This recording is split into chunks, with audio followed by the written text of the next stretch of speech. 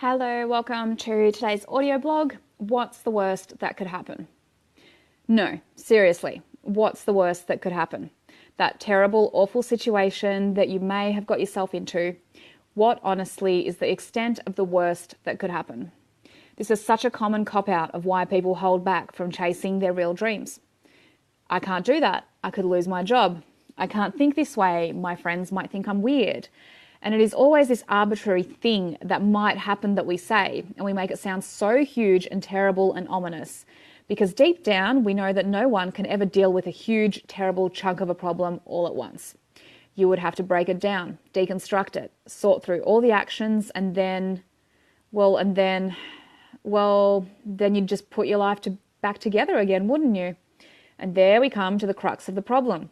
As long as we give this so much power to this what-if conclusion, we give it the power to keep terrifying us into inaction, into putting up with it, because who knows how much worse it could be. Well, I'll tell you who knows. You know. Deep down, if you let yourself delve into the terrible situation you might find yourself in, you actually would know that the worst that can happen is really not so bad. So what if you did lose your job? Think through the steps. What would actually happen, as opposed to the knee-jerk response of, well, that would just be the end of it. Of what exactly? Your life? Doubtful. What would you do? Would you have any savings to rely on for a short period of time? Family or friends who might help? Would it be impossible for you to find another job in a short space of time? Really? What if you really had to, and you took a cleaning job, cleaning offices or wiping down tables at the shopping centre? So is that it? This terrible situation, once deconstructed, is having to take a different job for the short term, borrow some money off your family. Is that really as bad as it seems? That's just one imaginary scenario, but it's the same rules as your own.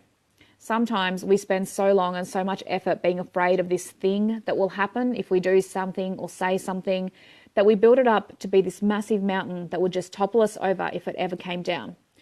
But it is just not. The worst that can happen is never as bad as we talk it up to be. If you had to live on staples and no entertainment and buy all your clothes from secondhand stores for a year and then everything would be okay, could you do it? Could you and your partner, if you have one, survive something like that together? Because I'm going to be brutally honest with you. If your happiness and or your relationship with your loved ones is based solely around having the best case scenario, then you are in for a rude awakening the day something challenges that. Because the worst is never as bad as you fear. So next time you're wondering what the worst that can happen is, truly think it through. Every last action that would take place, and then work out how long and what it would take to sort out this situation. Chances are it wouldn't actually ruin your life. In fact, it probably wouldn't be more than a tiny bump in your long-term road. The worst that can happen is you spend your life in fear. Bye, guys.